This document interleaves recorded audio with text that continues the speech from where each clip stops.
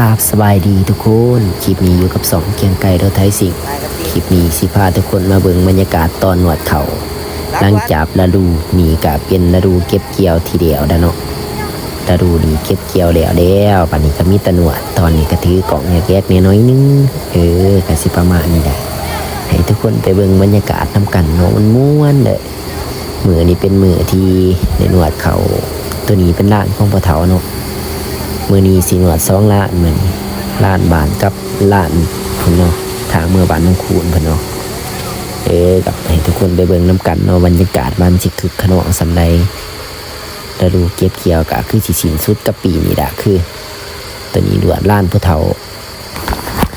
ฤดูเก็บเกี่ยวกับสิ้นสุดกับปีนี้บ้านนี้ก็สิประมาณนี้เนาะให้ทุกคนไปชมบรรยากาศน้ำกันเลย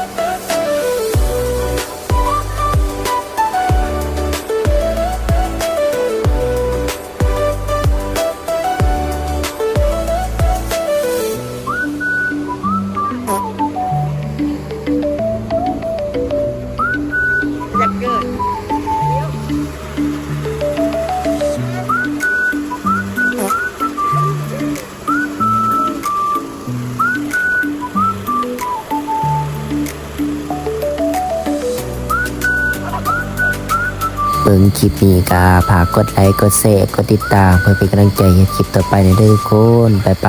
บ่เบาลายเนาะไปเบิ่งบรรยากาศนำกันเด้อ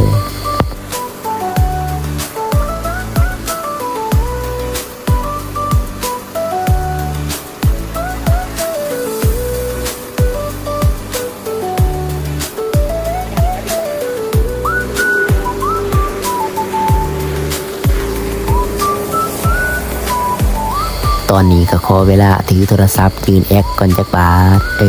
ตอนยังบางๆครับได้จับโทรศัพท์มายืนแอคจักบาทมันตึงเกินนะนี่หลังจากนี้ก็มาตั้งกล้องไว้ตอนนี้ก็ปรับเข้าไปเนี่ยน้อยนึงเพื่อไม่ให้คลิปมันยาวเฮียไปเบิ่งน้ำกันเลยซะไปทุกคนไป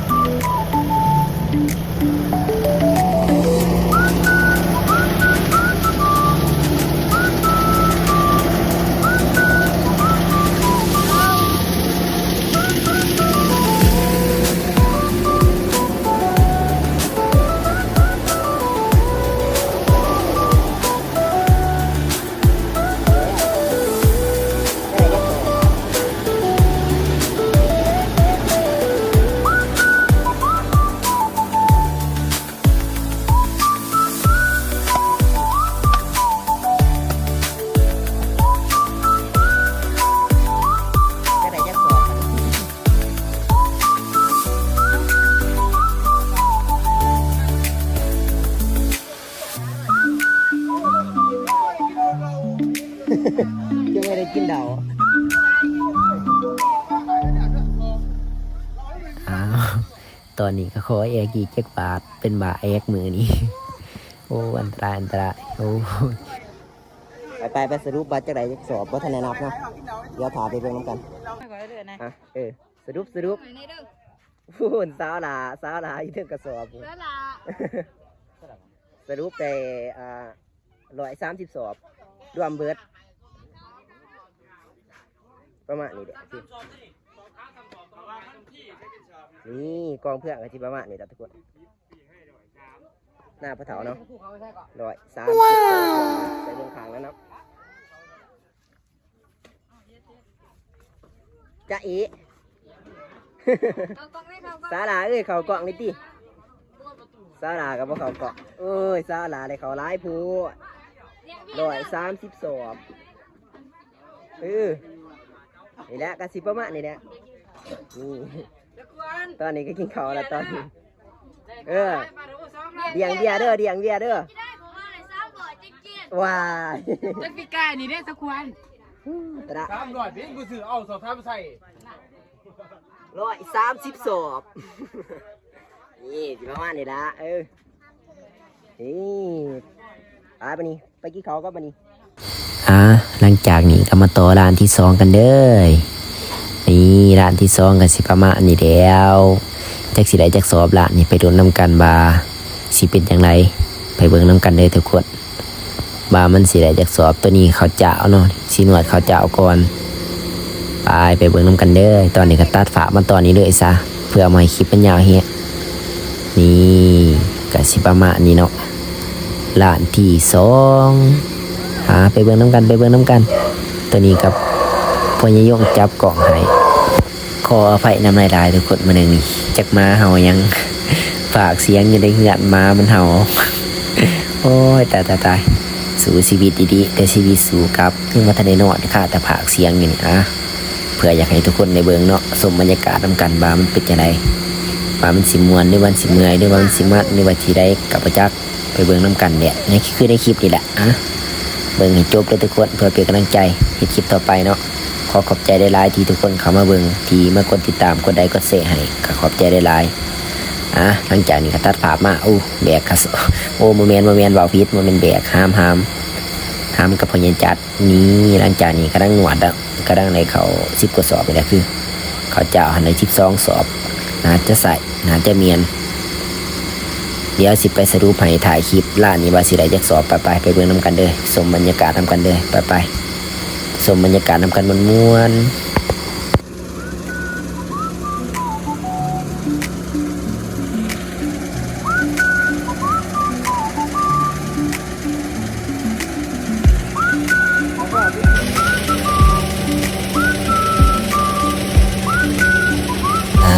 หลังจากนี้ก็ตัดภาพมามอสีเดียวย่างเขาหัวใจกะสิประมาณนี้นะทุกคนเนาะโอ้ยเมื่อยพระนั่นก็เมื่อยไปนั่นคือเทียนตอนหน่วยก็เมื่อยจะโค้งเบิดมัดเขาก็ได้คอยก็ได้มัดเขาตอนนี้ก็มัดเป็นมัดดึงไปดึงเป็นหัวซัดหัวเงี้ยหัวซัดหัวสวนเบิด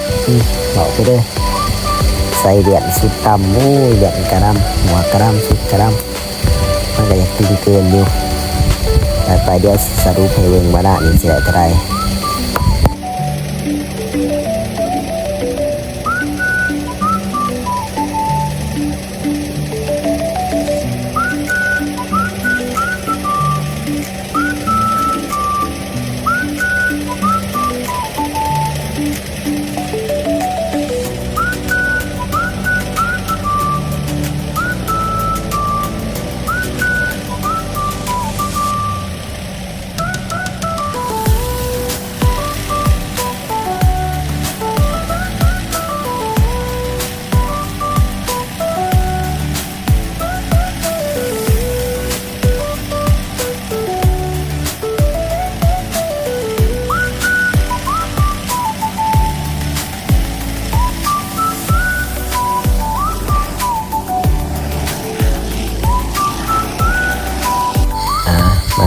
มาสรุปปัน